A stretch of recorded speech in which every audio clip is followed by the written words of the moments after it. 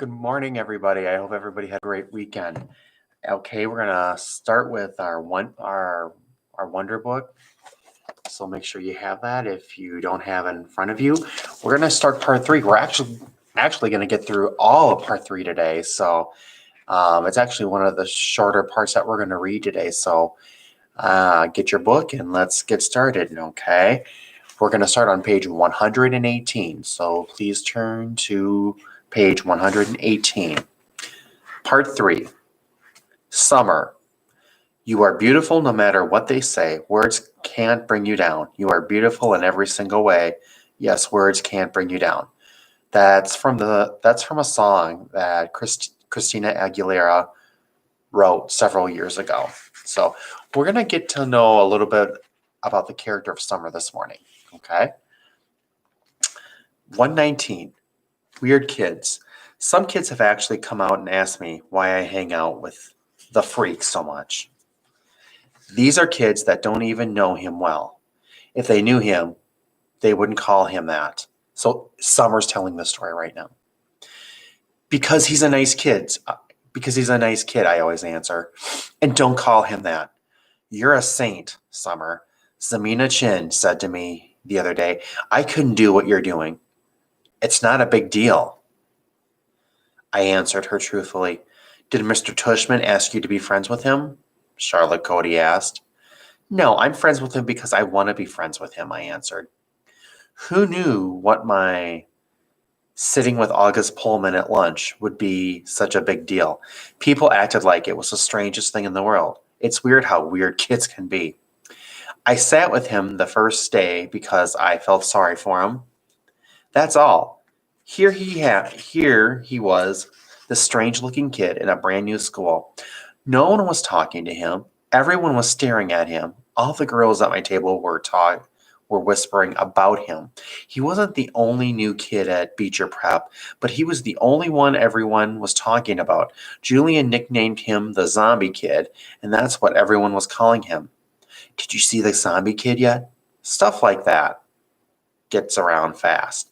And August knew it. It's hard enough being the new kid, even when you have a normal face. Imagine having his face. So I just went over and sat with him. Not a biggie. I wish people would stop trying to turn it into something major. He's just a kid. The weirdest looking kid I've ever seen, yes. But he's just a kid. The plague. We're on page 120 now, guys. I do admit August's face takes some getting used to. I've been sitting with him for 2 weeks now, and let's just say he's not the neatest eater in the world. But other than that, he's pretty nice. I should also say that I don't really feel sorry for him anymore. That might have been what made me sit down with him the first time, but it's not why I keep sitting down with him. I keep sitting down with him because he is fun. One of the things I'm not loving about this year is how a lot of the kids are acting like they're too grown up to play things anymore. All they want to do is hang out and talk at recess. And all they talk about now is who likes who and who is cute and isn't cute. August doesn't bother about that stuff. He likes to play Foursquare at recess, which I love to play too. It was actually because I was playing Foursquare with August that I found out about the plague. Apparently, this is a game that's been going on since the beginning of the year. Anyone who accidentally touches August has only 30 seconds to wash their hands or find hand sanitizer because they can catch the plague. I'm not sure what happens to you if you actually catch the plague because nobody's touched August yet, not directly. How I found out about this is that Maya Markowitz told me that the reason she won't play Foursquare with us at recess is that she doesn't want to catch the plague. I was like, what's the plague? And she told me. I told Maya that I thought that was really dumb, and she agreed. But she still wouldn't touch a ball that August just touched, not if she could help it. We're on page 121, guys. The Halloween party. I was really excited because I got an invitation to Savannah's Halloween party. Savannah is probably the most popular girl in the school. All the boys like her. All the girls want to be friends with her. She was the first girl in the grade to actually have a quote-unquote boyfriend. It was some kid who goes to MS 281, though she dumped him and started dating Henry Joplin, which makes sense because the two of them totally look like teenagers already. Anyway, and even though I'm not in the popular group, I somehow got invited, which is very cool. I told Savannah I got her invitation and would be going to her party. She was really nice to me, though she made sure to tell me that she didn't invite a lot of people. Should so I shouldn't go around bragging to anyone that I got invited. Maya didn't get invited, for instance. Savannah also made sure to tell me not to wear a costume. It's good, she told me, because of course I would have worn a costume to a Halloween party. Not the unicorn costume I made for the Halloween parade, but the goth girl setup that I'd worn to school. But even though that was a no-no for Savannah's party, the only negative about my going to Savannah's party was that now I wouldn't be able to go to the parade and the unicorn costume would be wasted. That was kind of a bummer, but okay. Anyway, the first thing that happened when I got to her party was that Savannah greeted me at the door and asked, "Where's your new boyfriend, Summer?" I didn't even know what she was talking about. We're on page 122. "I guess he doesn't have to wear a mask at Halloween, right?" she added, and then I knew she was talking about August. "He's not my boyfriend," I said. "I know, I'm just kidding." She kissed my cheek. All the girls in her group kissed each other's cheek now whenever they said hello, and threw my jacket on a coat rack in her hallway. Then she took me by the hand down the stairs to her basement, which is where the party was. I didn't see her parents anywhere. There was about 15 kids here. All of them were popular kids from either Savannah's group or Julian's group. I guess they've all kind of merged into one big super group of popular kids now that some of them have started dating each other. I didn't even know there were so many couples. I mean, I didn't even know Savannah and Henry and Zamina and Miles and Ellie and Amos. Ellie's practically as flat as I am. Anyway, about 5 minutes after I got there, Henry and Savannah were standing next to me, literally hovering over me. "So we want to know why you hang out with the zombie kid so much," said Henry. "He's not a zombie," I laughed, like they were making a joke. I was smiling, but I didn't feel like smiling. "You know, Summer," and said Savannah, "you would be a lot more popular if you didn't hang out with him so much. I'm going to be completely honest with you. Julian likes you. He wants to ask you out." "He does? Do you think he's cute?" Yeah, I guess he's cute. "So you have to choose who you want to hang out with," Savannah said. "She's talking to me like a big sister would talk to a little sister. Everyone likes you, Summer. Everyone thinks you're really nice and that you're really, really pretty. You could really be part of our group if you wanted to. And believe me, there are a lot of girls in our grade who would love that." "I know." I nodded. "Thank you." "You're welcome," she answered. "You want me to tell Julian to come and talk to you?" I looked over to where she was pointing and could see Julian looking over at us. I actually need to go to the bathroom." "Where is that at?" I went to where she pointed, sat down on the side of the bathtub, and called Mom and asked her to pick me up. "Is everything okay?" said Mom. "Yeah, I just don't want to stay," I said. Mom didn't ask any more questions, and she'd be there in 10 minutes. "Don't ring the bell," I told her. "Just call me when you're outside." I hung out in the bathroom until Mom called, and then I snuck upstairs without anyone seeing me, got my jacket, and went outside. It was only 9:30. The Halloween parade was in full swing down Armsford Avenue. Huge crowds everywhere. Everyone was in costumes: skeletons, pirates, princesses, vampires, superheroes, but not one unicorn. 124, guys, November. The next day at school, I told Savannah I had eaten some really bad Halloween candy and gotten sick, which is why I went home early from her party, and she believed me. There was actually a stomach bug going around, so it was a good lie.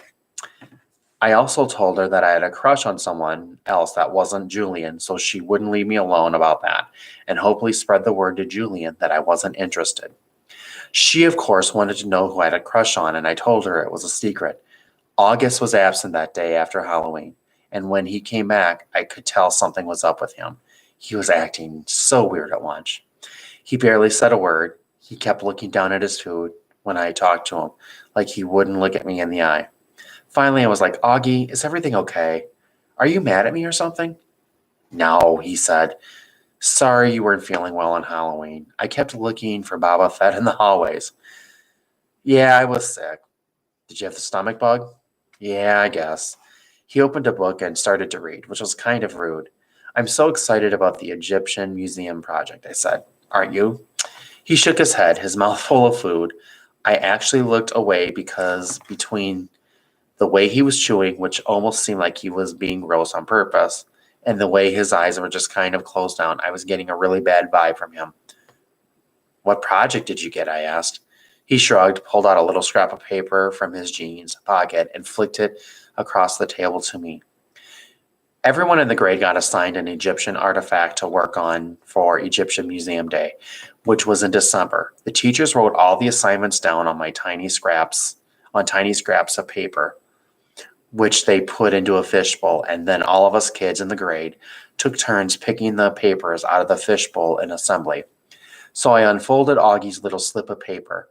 Oh, cool, I said, maybe a little overexcited because I was trying to get him psyched up. You got you got the step pyramid of Saqqara, I know, he said. I got Anubis, the god of afterlife, the one with the dog head. It's actually a jackal head. I corrected him. Hey, you want to start working on our projects together after school? You could come over to my house. He put his sandwich down and leaned back in his chair. I can't even describe the look he was giving me. You know, Summer, he said. You don't have to do this. What are you talking about? You don't have to be friends with me. I know Mr. Tushman talked to you. I have no idea what you're talking about. You don't have to pretend, is all I'm saying. I know Mr. Tushman talked to some kids before school started and told them they had to be friends with me. He did not talk to me, August. Yeah, he did. No, he did not. Yes, he did. Yes, he did. No, he didn't. I swear on my life. I put my hands in the air so he could see I was crossing my fingers. He immediately looked down at my feet, so I shook off my UGGs so he could see my toes weren't crossed. You're wearing tights, he said accusingly. You can see my toes are flat, I yelled. Okay, you don't have to scream. I don't like being accused of things, okay? Okay, I'm sorry. You should be. He really didn't talk to you? Augie, okay. I'm really sorry. I would have stayed mad at him longer, but then he told me about something bad that happened to him on Halloween, and I couldn't stay mad at him anymore. Basically, he heard Jack bad-mouthing him and saying really horrible things behind his back. It's kind of explained his attitude, and now I knew why he'd been out sick.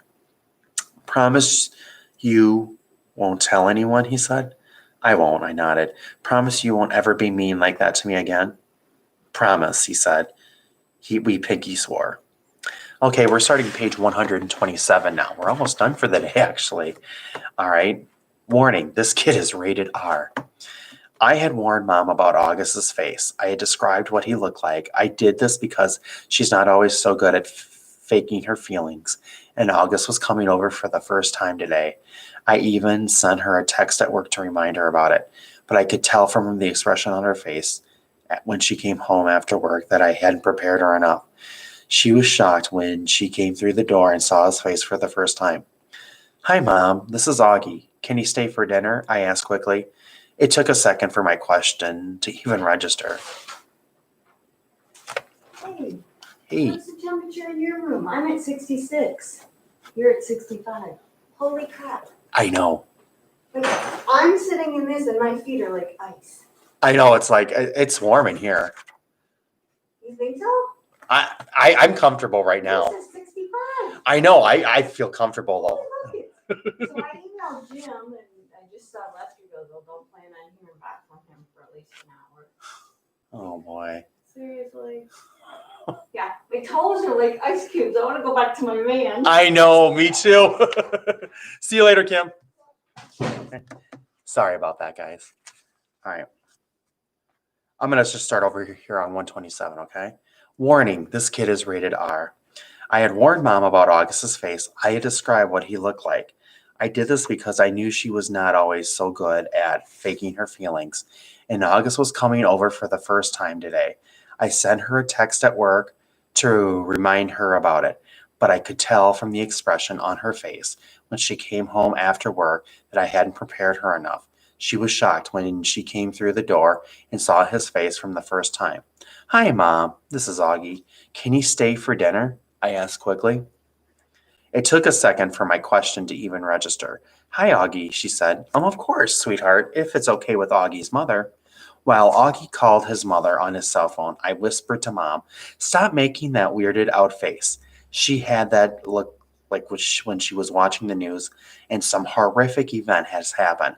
She nodded quickly, like she hadn't realized she was making a face, and was really nice and normal to Augie afterwards.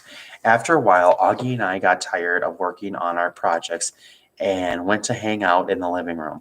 Augie was looking at the pictures on the mantle and he saw a picture of me and Daddy. Is that your dad? He said. Yeah. I didn't know you were, what's the word? Biracial? Right. What's the word? That's the word. Yeah. He looked at the picture again. Are your parents divorced? I've never seen him at drop off or anything. Oh no, I said.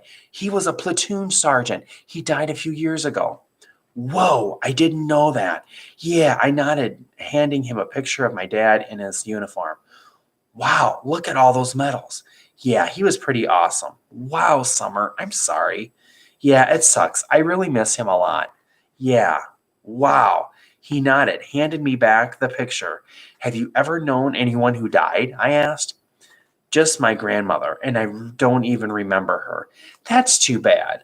Augie nodded. You don't even remember what happens to people when they die? I asked. He shrugged. Not really, I guess they go to heaven. That's where my grands went. I think about it a lot, I said. I think when people die, their souls go to heaven, but just for a little while. Like that's where they see their old friends and stuff and kind of catch up on old times. But then I actually think their souls start thinking about their lives on earth, like they were good or bad or whatever, and they get born again as brand new babies in the world. Why would they want to do that? Because they even get another chance to get it right. I answered. Their souls get a chance to have a do-over.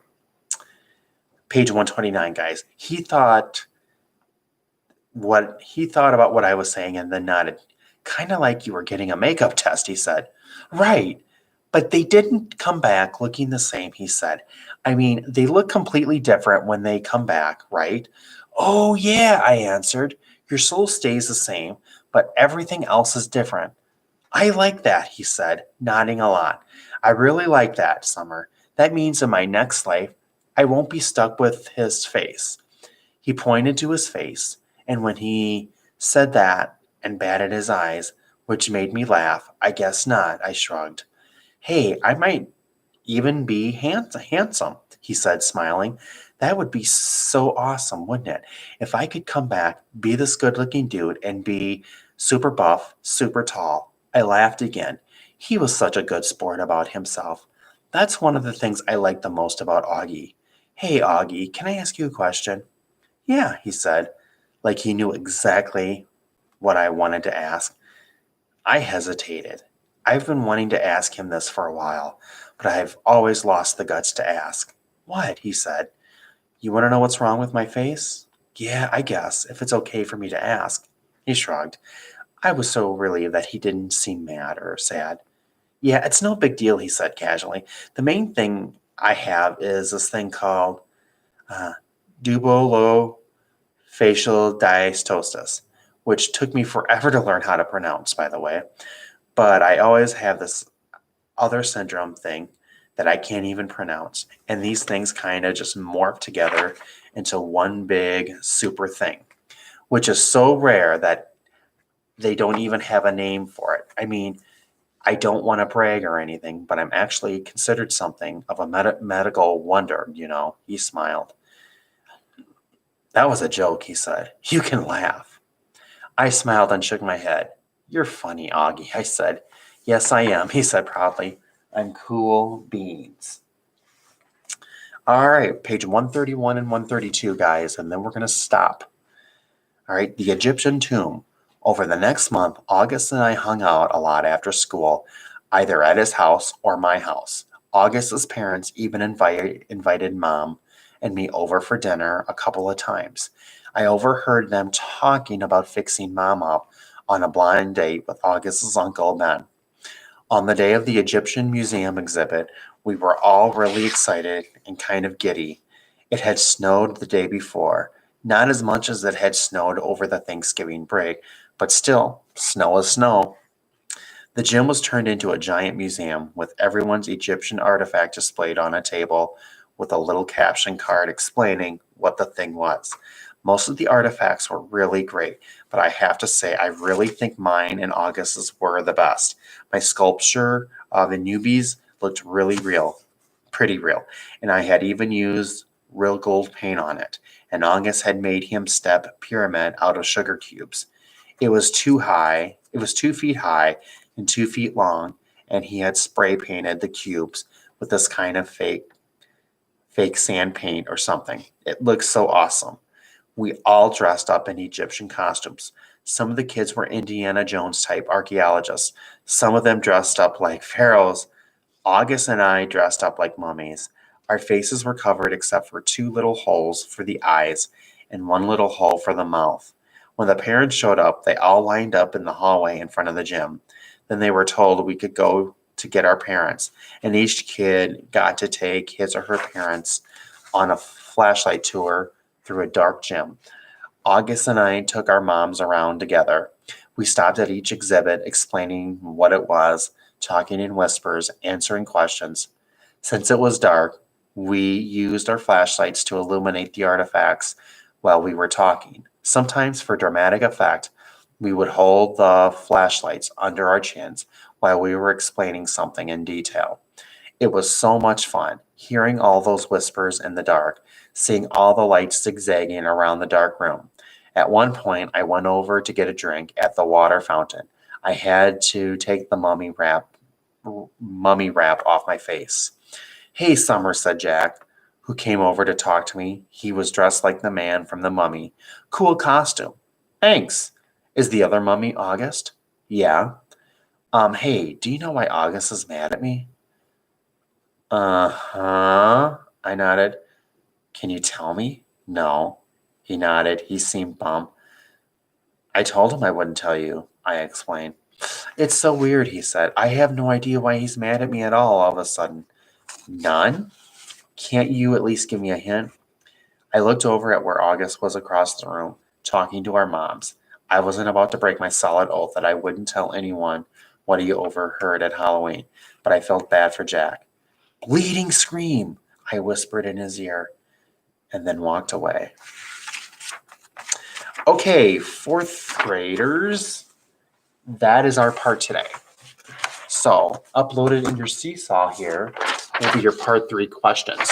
You have to answer questions number 13 and 14, and then you're going to have a small activity down here. You're going to write a text message between Augie and Summer.